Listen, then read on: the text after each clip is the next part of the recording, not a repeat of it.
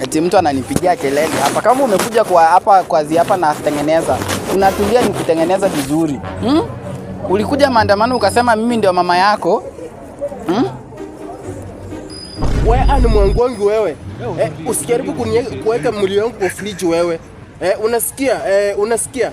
Mwili wangu uko na shida. Usijaribu kuniweka kwa fridge. Funga mdomo. Mimi nafanya kazi hapa, funga mdomo. Tuniambie nisikuweka kwa fridge. Kama ulikuja hapa, unalala chini siku 3. God have mercy. Tunakuja kuniaddress usifanye kwa fridge.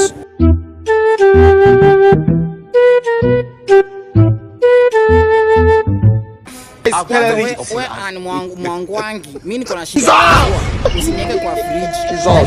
Nikuja na extension. Hapo uniweke simu yangu kwa charger. Nikiwanga huko heaven wanicharge yange simu yangu nisikizange manyimbo zangu.